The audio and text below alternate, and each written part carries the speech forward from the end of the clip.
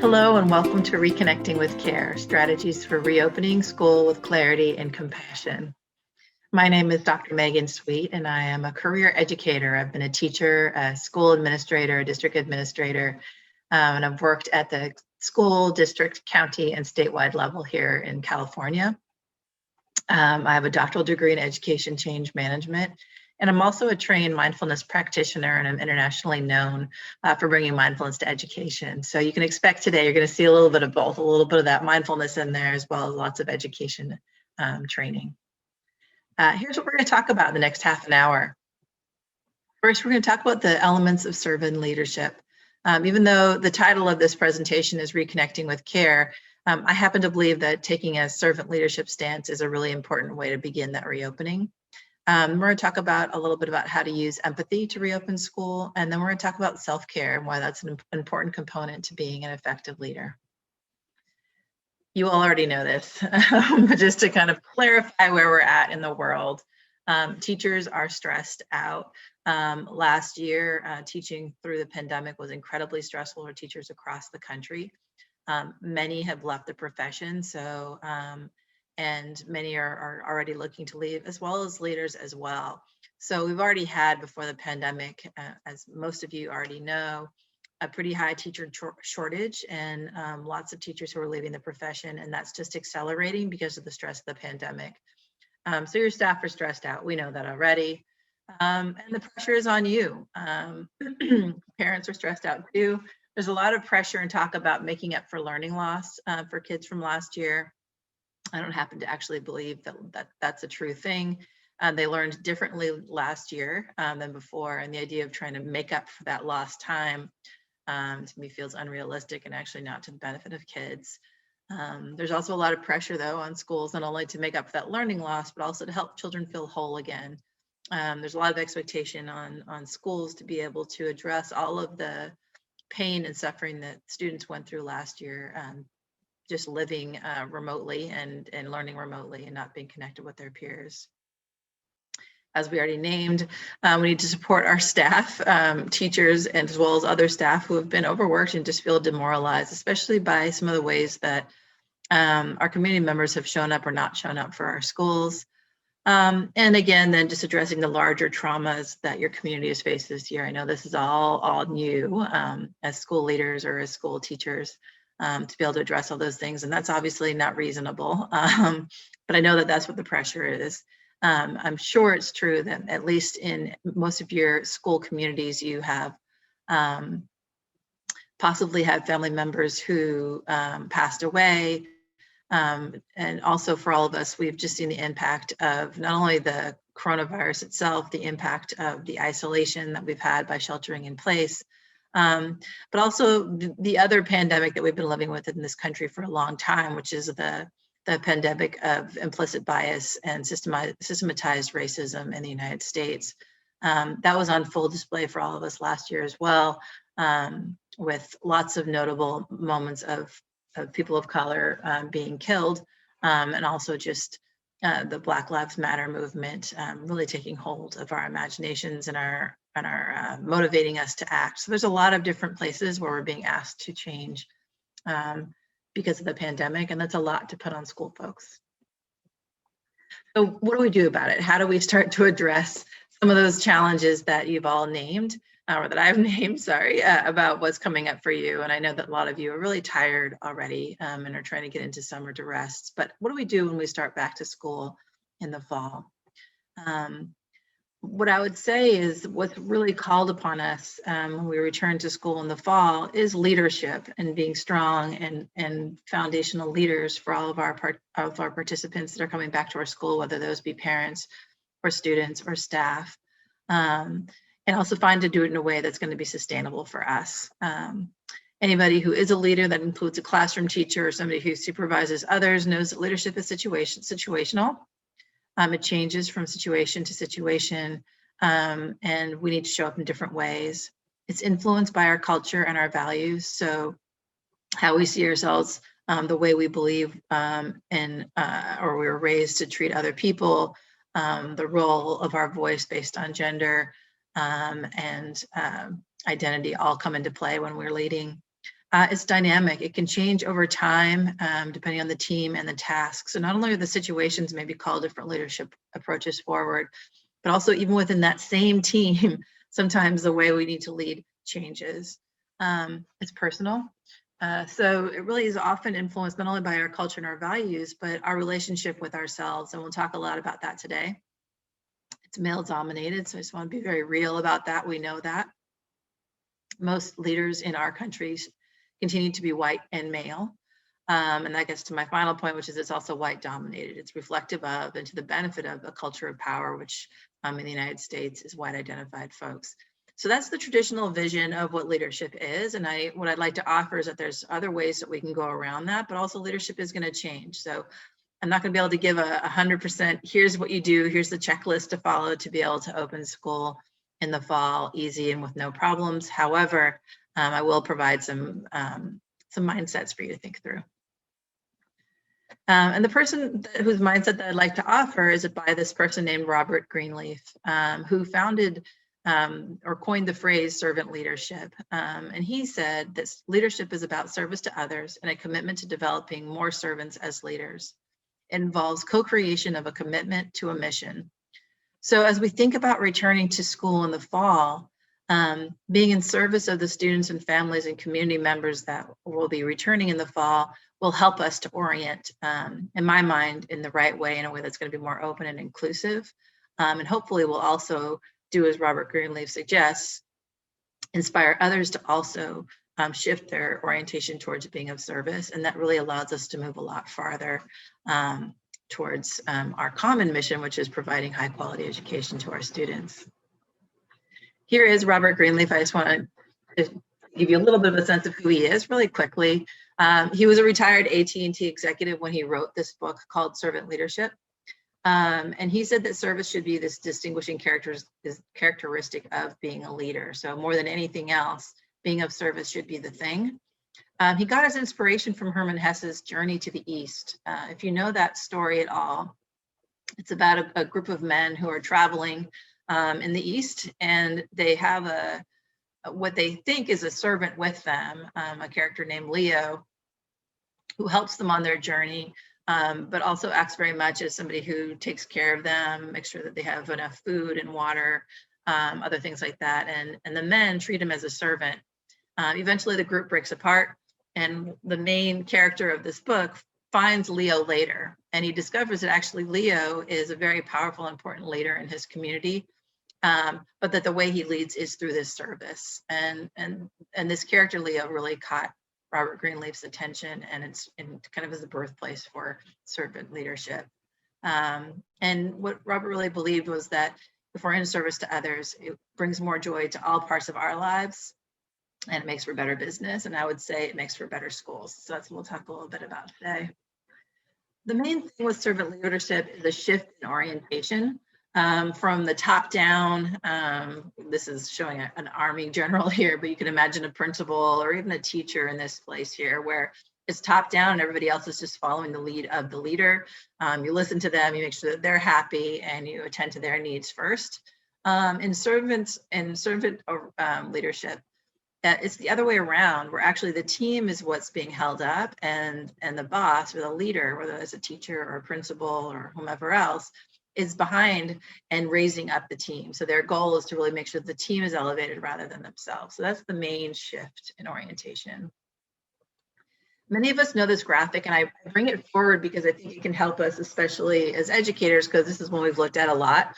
This is Margaret Wheatley's suggestion around the ways that you need to lead or create change in an educational setting. So she identifies that there's 6 main categories that we need to attend to as leaders. And she puts a green line in the middle. And below the green line tend to be what are dubbed soft skills. And often in leadership and in educational leadership as well, they tend to be downplayed and not valued as much as the ones above the green line, which tend to be the ones that get the most attention. So above the green line are things like operations, having systems and structures in place, and implementing strategies to try and inform student academic achievement, things like that. Below the green line are things like attending to relationships, providing clear and consistent information to folks, understanding the identity of the different people that you're with, and making sure that they feel safe and seen and heard. So what servant leaders know and understand is that actually attending to the below the green line elements is what enables you to be effective in the elements that are above the green line. If you don't attend to the relationships or make sure people feel included or seen or supported, then they're not going to work as hard for you to realize all those things that are above the green line. So if for no other reason, it's an efficiency to do it that way, but it also makes everyone feel a lot better. Here are the qualities of servant leadership. And again, these are really going to be helpful for us as we think about starting the school year back up again. So the first one's self-awareness, and then listening, healing, empathy, commitment to employees' growth. And I'll go over all these in a moment. Conceptualization, persuasion, foresight, stewardship, and building community. And the way I think about these is my additional lens that I'm putting on these qualities, is that the first 5 really focus on building a sense of self and other. So understanding yourself really well, but also understanding the others on your team. And the second 5 have more to do with building consensus and a shared vision. Also important, but that's much more kind of externally focused, whereas the first 5 are much more internally focused. Let's look at those internally focused ones first, so we can get a little bit of a sense of what those look like and how they work. So when you focus on building a sense of self and other, this is a quote from one of my former professors, Diane Cattell. She says that a self-aware leader is committed to the ongoing process of continual and sustained self-improvement, leading them to create environments in which reflection and inquiry are encouraged and assumptions about people or issues are examined carefully. Such environments are safe for personal expression and group exploration. So basically what she's saying here, and is the hallmark of servant leadership, and why I think it's really important for us as we get ready for what's going to be a really challenging year ahead, is the most important thing that we can do as leaders and as servant leaders is to commit to understanding ourselves and working on ourselves. Not being harsh on ourselves, and I'll talk about that in a little bit, but understanding ourselves better, meeting ourselves where we are, and continuing to stay curious. When we do that, it helps us to create environments where reflection and inquiry are safe and encouraged for everyone. And it makes other people also step forward, be themselves a little bit more, and are able to express themselves a little more. And so when there's that safety there, people feel personally safe, they work harder, they share more of themselves, and as a group, you can kind of push each other a lot farther. So that's one of the reasons why that building that sense of self or self-awareness is so important. This is kind of what I just said. This greater sense of self actually also leads us to have increased happiness and clarity for ourselves. So sometimes I think people avoid looking at themselves or knowing themselves better because they're afraid of what they're going to see. But actually, there's a lot of science that backs up the fact that accepting who you are and where you are in any given moment, even if it's not good, and accepting doesn't mean liking, it just means like, okay, this is me, this is who I am, this is what's happened, actually increases our level of happiness rather than if we were to avoid it and not look at it and not talk about it. And over time, that sense of self-awareness really starts to build and grow, and we end up being happier and have more clarity in the long haul. When we are more aware ourselves, it helps us to create that safer environment that Diane Cattell was just talking about. So when we're more regulated, we create a safer and more supportive work environment for our team.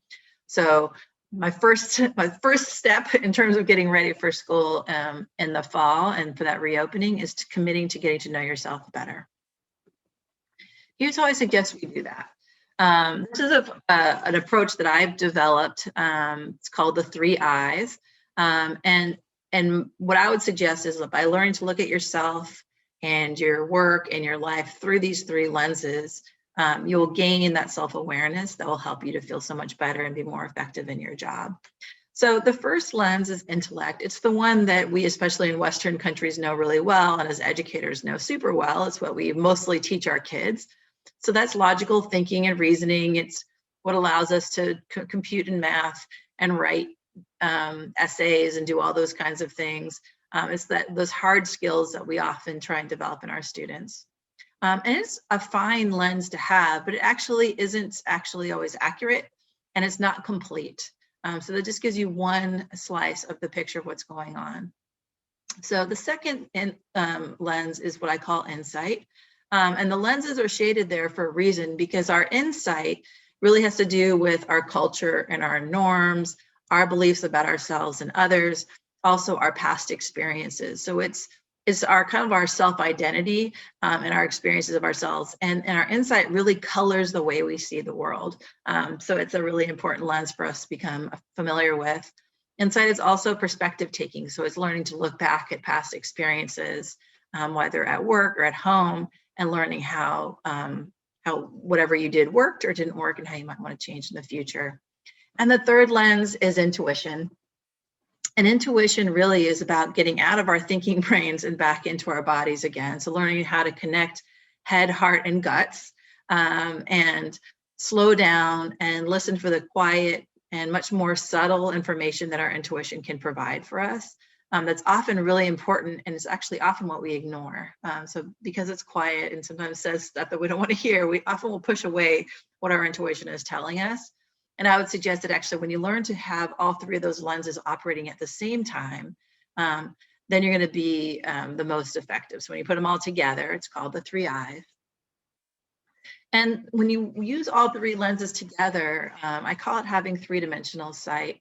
And it's a lot like putting on a pair of three-dimensional glasses when you were looking at a 3D picture. So if you look at a 3D picture, you can tell what it is almost always. It just looks a little bit skewed. You can't quite tell what's going on, but you can tell just the basic outline of what's in that picture. And I'd say that that's what's true if you go through any one of those lenses alone. When you use any one of those lenses to go through your life, it's kind of like looking at that 3D picture. You get a sense of what's going on, but you don't have the completion of it. But when you put on those 3D glasses and then look at that same picture, suddenly it takes on a depth of perspective. It has gravity, it has dimension in a way that you didn't have before. And I think that the same thing is true when you use those 3 eyes to look at your life. Suddenly, the challenges that you have a lot more perspective of what's going on there, not only on what caused this challenge to show up, but also what the possible solutions could be as well. The first step towards using your 3 eyes is to learn to care for yourself. So this will be a consistent theme today. So I'm just letting you know. But self-care is really, really important for us as human beings, but I'd say especially for us as educators during this time, learning to prioritize care for ourselves, which really just means showing up for ourselves and treating ourselves like we would a loved one. We as humans tend to be incredibly harsh on ourselves and much more forgiving to others. But again, there's a growing body of research that says that when you care for yourself, it has huge dividends in every part of your life and actually makes you much better. This is from a quote from Audre Lorde, who was an African-American civil rights activist. And so she said, caring for myself is not self-indulgence, it is self-preservation, and that is an act of political warfare. And what she was saying here is that if we don't take care of ourselves and give ourselves enough time for rest and relaxation to nurture ourselves and make sure we're attending to ourselves, we actually end up burning ourselves out. We as educators know this. We do it all the time. We give and give and give, and suddenly there's nothing left, and then we're over it. We don't want to be there anymore, and people leave the profession. So instead of doing that, what would it look like for us to commit to taking care of ourselves, giving back to ourselves so that we have enough to give back to our kids and our communities? So when in doubt, if you're feeling like you can't take care of yourself, remember Audre Lorde, and remember it's an act of political warfare. It's an act of utter love and compassion for your community by taking care of yourself.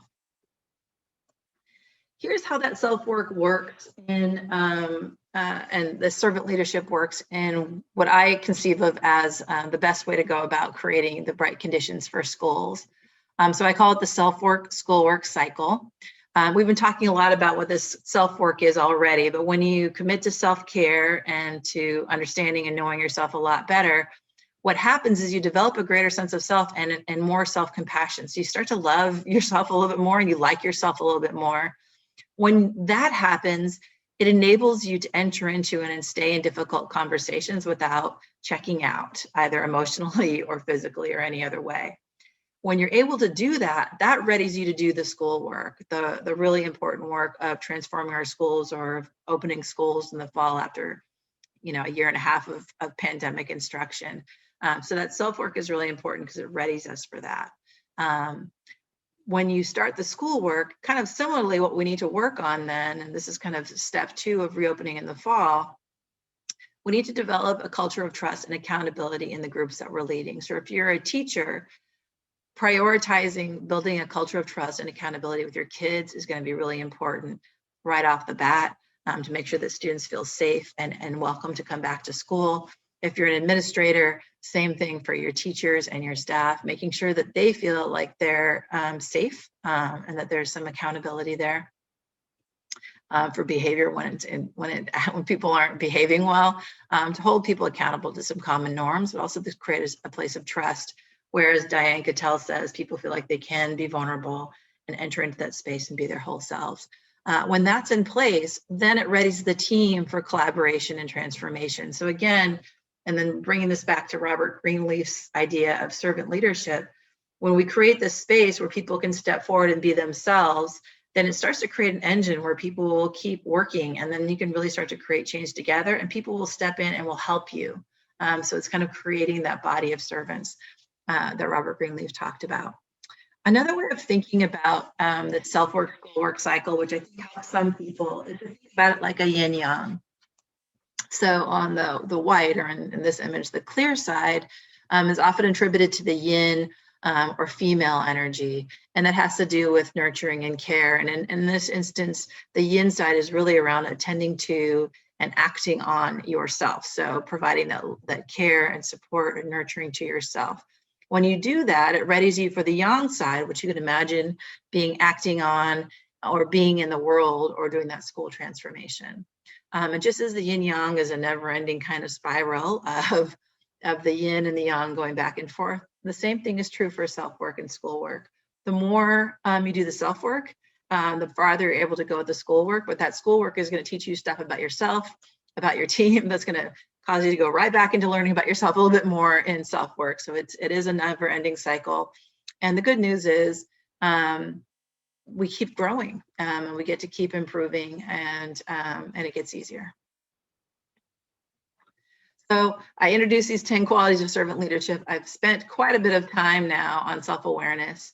And the reason why I talked about self-awareness so much first is that it really is the groundwork for all the other elements of this focus of self on and others. If we're not self-aware, then the listening, healing, empathy, and commitment to employees' growth isn't going to be as effective. So self-awareness is step number 1. And the real key here is slow and steady wins the race. Being a servant leader means taking your time, and we'll go over the different elements of the self-work and this side of servant leadership in a moment. But we can't rush any of these things. You can't rush listening or healing or empathy. So just a little bit of a preparation of, like, as we start the year, start it slow. I'm hearing a lot of different school leaders are intentionally building in 4 to 6 weeks just for that reentry time, much less focus on instruction, much more focus on rebuilding the culture, getting a sense of how students and staff are feeling, and making those adjustments. So again, another reason why servant leadership is really helpful for this time. But here are the other elements, just so everyone can get them as well. So that after self-awareness, there's listening. And this isn't listening just to listen, but it's really listening to understand and being open to new perspectives and ideas. So it's listening with full attention, with our awareness there. A good part of being a good listener is asking good questions. So if you're not a good listener yet, that's okay. Start asking questions and seeing how that works. Good questions will help you to listen better. The trick, though, is to ask good questions without looking for a specific answer. So you have to be ready to hear information that you don't want to hear, that you didn't expect to hear, or that doesn't help you to kind of solve a problem by putting a neat bow on it. But I think you'll get to more powerful answers that way. The next area is healing. So it's taking responsibility for times when we've caused harm to others. It's a big part of that accountability I was mentioning. or acknowledging harm that's happened to someone else. This could be around the experiences that folks have had over the last year and a half and shelter in place, perhaps losing loved ones, or just the emotional wear and tear that's happened to them by being in isolation. It could be around the impact of all these attacks on people of color across the country, and how that's impacting the individual people and how they're feeling. So really taking responsibility for that and naming that as important. The other side of that is to create a safe and healthy work environment by, number one, having norms and accountability for folks, and making sure that people know what the rules are, and that if folks are breaking those rules, that they are being held accountable for it. But by also creating spaces for that social emotional well-being to be provided for staff. So creating spaces for staff to connect, to talk, to share what's going on for them, and to be able to be authentic about what their experience is. The next category is empathy. So that's really seeking to try and understand different perspectives or experiences. You don't have to agree with them, you don't have to like them, but the goal is to understand different perspectives and experiences, because that will help you to make more informed and well-rounded decisions. It will also really help you to understand what's going on with your students, families, and staff. And you want to kind of promote thinking together.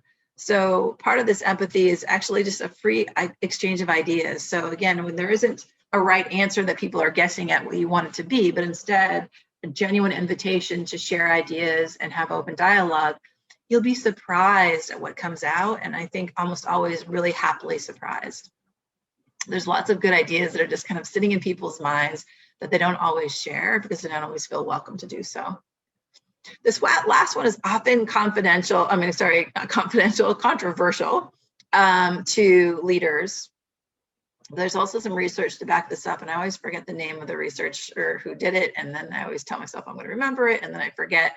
So I don't have his name right now. But as a part of being a servant leader, we want to really commit ourselves to supporting the growth of our employees in their personal and professional lives as much as we possibly can, by providing them opportunities for training and support and goal setting. So there was some research that was done. This happened in Canada, where teachers were supported to invest in their professional development, but their professional development could be anything. It didn't have to be about what they were teaching in school. It was just something that they wanted to learn and develop in themselves. So maybe being the best vegan chef, whatever was true for them. And by being encouraged and supported, and sometimes even financially supported by their schools to do that, that exploration for themselves, it made them much better teachers. Because again, if they're feeling that they're being contributed to and that their needs and interests are being seen and valued, it makes employees, teachers in this case, want to step forward and give more to the team. So it's a really helpful and important one to think about. The last part of this commitment to employees' growth, and this is a hard one for leaders because we also want to be seen and supported, but is to really place the importance of the team's growth over your own. So looking for ways to make sure that the team is what keeps being elevated, not our own names, our own reputations, our own accomplishments, but really orienting those towards the team. And it goes without saying, but I'll say it because it's really important, is that we need to make sure that we're training all of our teachers to be anti-racist and inclusive, and to make sure that our schools are anti-racist and inclusive spaces. We know that we live in a racist society now. Perhaps for some people, this is a new awakening. For others, this has been generational knowing. And we need to be actively working to create safe and supportive environments for our students and for our staff and for our families, especially those that have been impacted by systemic racism and bias. And because in educational settings, so many of our teachers and school leaders still are consistently white, about 50%, but the students that we serve are increasingly not white, more than 50%.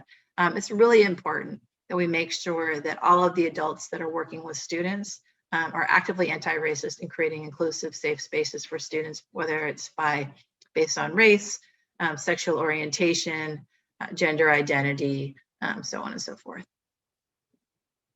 Okay, here are the other 10 qualities of servant leadership. The other side, and again, the side that I was kind of naming as building focus on consensus and a shared vision. So once you have a little bit of the relationship started with people that you've done on the right side of, or excuse me, on the left side of the column, this right column is all around putting that into action and helping people to move forward. So here they are, and we're going to put these into action. So I'm just going to give you a quick overview of them, and then we're going to talk a little bit about how to put them into action.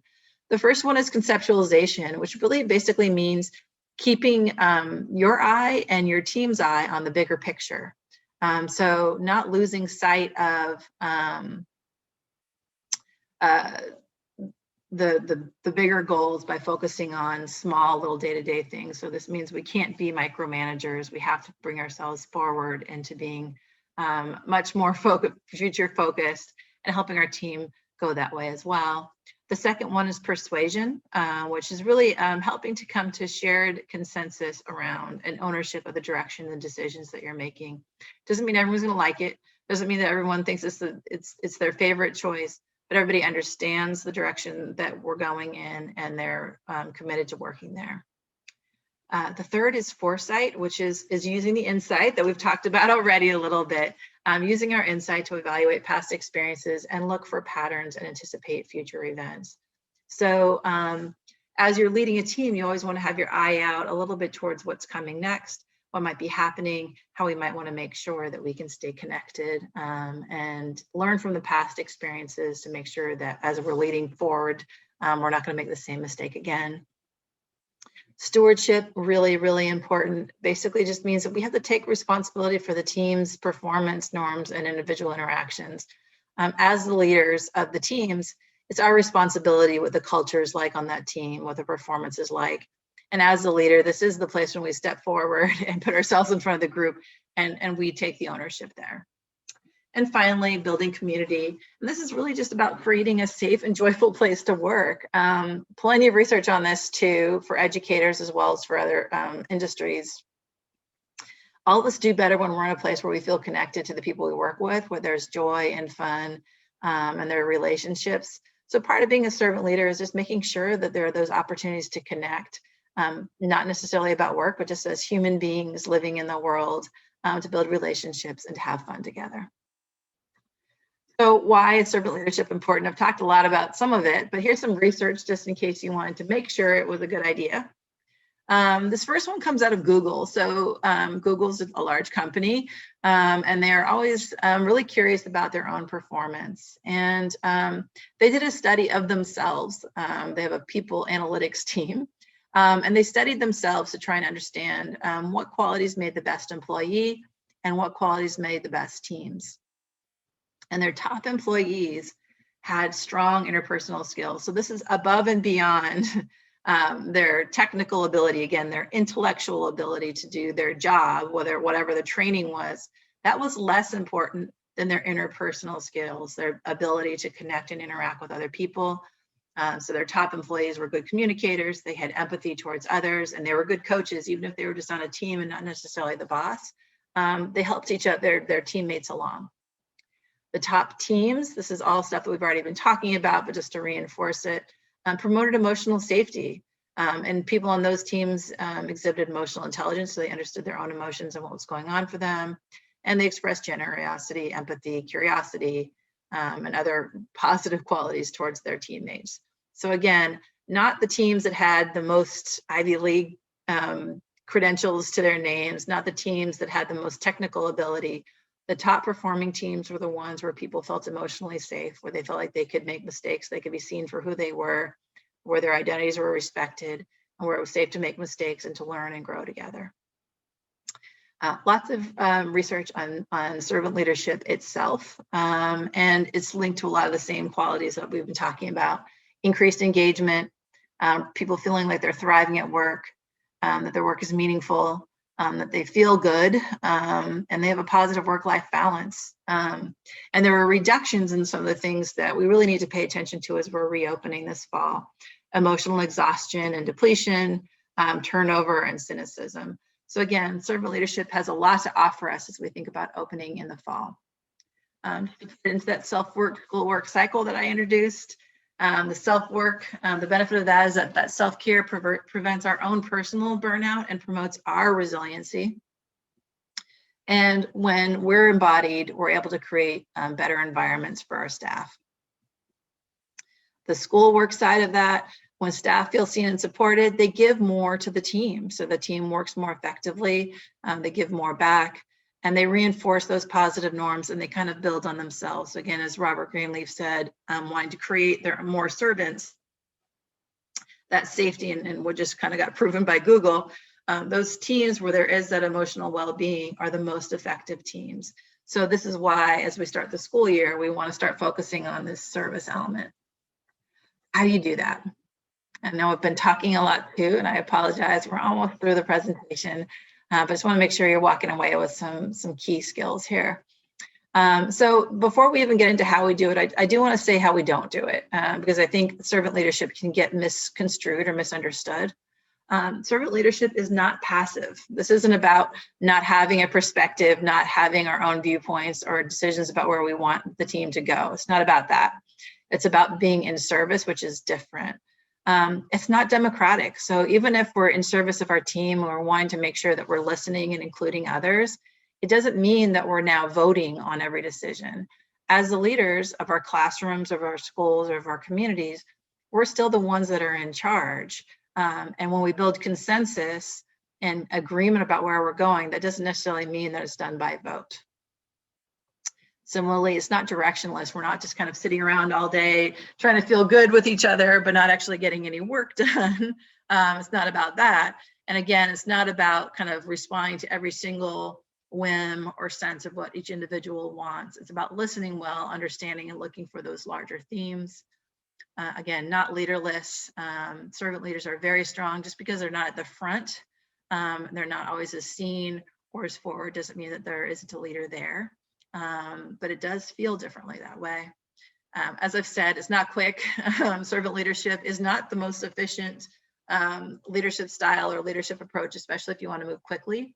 So sometimes you're going to have to be a more directive leader if time isn't on your side, because building those relationships, taking the time to listen, just takes longer. And it's not always easy. It's not always easy being in a service position towards anyone, because we all have our own individual desires and things that we want. And I've certainly had moments where it's just felt painful. And to not always be seen or understood when you're leading in that way. But I'd say it's definitely worth it. So where to begin? So as you're sitting here listening, I'd invite you to start to imagine one change you might want to make as you're thinking about starting the school year again. So imagine one thing that you want to do as you start the school year again in a way that's going to be more compassionate or caring. So perhaps it would be, maybe you want to start introducing more social emotional learning programming. Or perhaps you're investing in more wellness coordinators and you want to start the school year off with a big wellness campaign. Or perhaps you just want to change the way that teachers are talking to students when students are exhibiting emotional distress. So rather than having to become situations where the kids get escalated, you want to train the teachers to have empathy and to meet their students more closely. So whatever your change is, just imagine one and start forming some questions. Again, without answers. So start forming some questions about how that might come about. So if I'm trying to imagine bringing, let's say, a mindfulness program forward in my school or my classroom, we might start asking questions around like, who do I know that does it?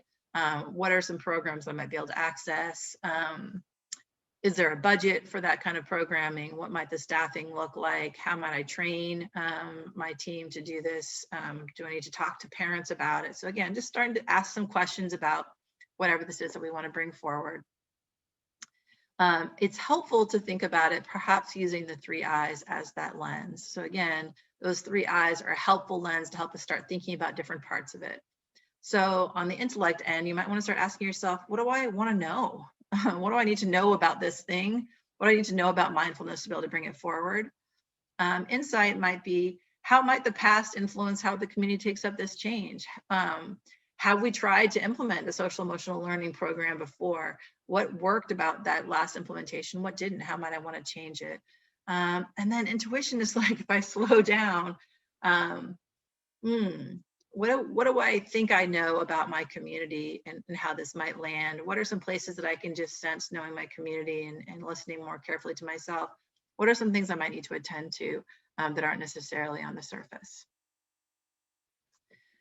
This is the second shift that we need to do as we start thinking about implementing servant leadership in service of our schools and communities. So that first shift was from leader at the front, guiding people, very similar to the image that's on the left side of your screen, to the other image was the leader kind of holding up their team. This is the second shift, which is from hierarchical, where the boss or the teacher tells everybody what's going to do. They're the expert and everybody else listens and just does what they say, to communal, which basically means that everybody has some bit of information that they know about a subject, and that what we want to do is to bring all that information out. This is Parker Palmer's approach from his book, Courage to Teach. So why communal? Why engage with community? Again, it's slower. Often it can feel really difficult to engage with community because there's different perspectives, and it can feel really overwhelming to have that much information coming at you and knowing what to do about it. But it's important. And there's lots of ways to engage community that actually can feel really welcoming and nurturing if we can get in front of it. And I have a few ideas around that. But the main reasons are it gains buy-in and support for your plan. And without that buy-in, someone's going to undermine you later. So if you have a great, well-established plan, you have a great idea what it is, but you didn't actually talk to people about it beforehand, any change, even if it's positive, is going to throw people off, especially after the year and a half that we've all had. We're all a little bit jumpy. So coming in with a brand new program around mindfulness or social emotional learning, or maybe it's going to be ice cream Sunday, Friday, whatever it is, even though it might seem like a really positive change you want to bring forward, if you don't start talking to people about it, getting it out there, testing it out, helping people to understand it and understand what your vision is around it, people are going to undermine it and work against it. It's just going to happen that way. The other reason is that stakeholders have vital pieces of information to contribute that you might not have thought of.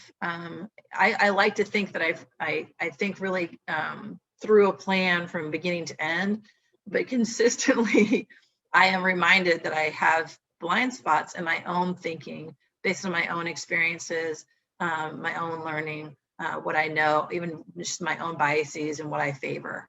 So it's really important to get different stakeholders' points of view, because they can help to make that plan better or show a major issue with it before it gets rolled out. So it's really important to listen. And we want to make sure that it reflects the needs and values of the priorities of the community. So while Ice Cream Sunday, Friday to you would be the most nurturing and beneficial way to address social, emotional well-being of your staff and students, that might not be true for them. And if the intention is to really help their lives to feel better and more supported as they return to school, you want to make sure that whatever you're doing is actually matching that. So the next step is, once you kind of start to generate some of those questions, is to start figuring out who can help you answer them. So who do you talk to as you're starting to do that engagement to start forming them? And there's 4 categories these are fairly typical categories that you can start to think through. The first is political. So it's around how do you leverage power and form relationships. So those kind of the power end of who holds power either overtly or covertly, and how do you need to engage with those folks as you're thinking about a change. The cultural ones really around the culture of the school. What are the norms that are already in place in the school? It could be things like student discipline, staff wellness. So what are some of those cultural elements or implications that might be at play? Programmatic are things like teaching and learning, the actual programs that you might be bringing forward, and organizational management's all the administrative stuff, budget, scheduling, hiring, stuff like that. So as you start to think about your question, the invitation would be to match them up with some people and start having some of those conversations with people in those different categories. And here are some of the different people that show up in those categories. So for example, in the political quadrant there's parents and teachers, but also union negotiations, partnerships, board members, depending on what your school or situation is, When you think about the cultural quadrant there, it could be student wellness needs, student wellness and needs. It could be the values and norms. It could be something specific like the student, teacher, and family interactions that you want to address, just starting to understand some of those cultural implications. Programmatic could be who's going to lead this change that you're thinking about, and to what end, and what are the implications for that. And finally, organizational management is how you're going to pay for it, how you're going to fit into the schedule, things like that. So again, you're just starting to match it, and you're trying to map out the change through these different elements as much as possible. So you're getting a lot of information. So you're going to do all of that, and by the end, you will actually have a pretty clear answer about what to do. So that's how you start to build it out. We're almost done with our presentation, but I'd say, some of the considerations for you to have, we've talked about this throughout the presentation today, but listening goes a long way. Even though we're in a rush, there's a lot of pressure to start the school year off really strong. I would just strongly encourage you to, when in doubt, stop talking and listen instead. Trust is essential now more than ever. It's been such an incredibly difficult, really last 4 years, but last year and a half in particular. And trust has really been eroded. So making sure that you spend your time and attention on that is going to be important. Transparency about the issues as well as the gains. So sometimes when we're engaging with our teams or with our community, we tend to focus on what went well and try and hide or kind of downplay the challenges. But we want to put those out front and center as well, and be as transparent as we possibly can. Have meaningful engagement. So when you're starting to talk to folks, make sure you're paying attention to how you're talking to folks. That you're not just coming and telling them something, but actually you're engaging and drawing their expertise into the room, whatever that might be. Use a timeline that's persistent and predictable and builds towards goals. It's one of the simplest tools that we have, but also one of the most impactful ones. Having a clear timeline helps to keep you on track with whatever it is that you're trying to lead, but also as you're engaging with others, gives them a sense of the cadence, and they know when they're going to be able to engage with you again about the issue. It allows them to hang with you a little bit longer. And finally, have proactive and regular communication. So if you're imagining a change, spend a good amount of time communicating about it. It might feel like you're talking a lot and that you're being redundant, but I don't think, especially when you're imagining a change and a big one in a school, you can't communicate too much. Even though it might feel that way to you, your goal is to make sure that you're understood and that people feel brought along. So as we start the school year, we start thinking about that beginning first few weeks of school. My encouragement would be to take it slow. I know there's a lot of pressure to start right away with recouping all of the kids' learning loss that they had from the years before, but really take it slow. Pay attention to your own moods, feelings, and needs, as well as your staff, students, and families. And just allow yourselves that time to settle back into school. Invest in ongoing PD on diversity, equity, and inclusion. This is crucial. I think it's one of the most important things that we can do as educators in the United States, is having ongoing conversations around how to be anti-racist. How do we support one another to develop our capacities in that way? How do we create safe and inclusive spaces for our kids? Re-engage with your community within the school and the surrounding school. So as you're starting to imagine coming back to your school again, if it's safe for you to do so, maybe just walk around your neighborhood again. Just get back into the space of it. Find ways to re-engage with your community that, again, aren't necessarily about school, but they're about reconnecting again, finding ways to talk with one another again. Develop at least one provisional plan for addressing student wellness needs, including Tier 1 social emotional learning strategies across the school. So I would say find one thing that everyone at the school is going to do directly related to social emotional learning and well-being. Maybe that's, you're going to start each day with 1 minute of mindfulness, or you're going to have the teachers use a specific kind of response to kids that are showing distress, or you're going to bring those mental health and wellness practitioners into the classrooms to provide direct support to students. And as we've been talking about all along here, take care of yourself. I'm hoping that you're all going to have a really leisurely and restful time this summer. Re-engaging with yourself and just totally unplugging is so important. And not only that, but building it in all the time so that you're not depleting yourself. It's going to be a long year ahead, lots of changes for us to navigate. And we really want to make sure that we're supporting ourselves as we're doing it. I really appreciate your time and attention during this webinar. It's such a pleasure for me to talk with you about all of this. If you want to know a little bit more about me and the work that I do, then I encourage you to go to my website, which is drmegansweet.com.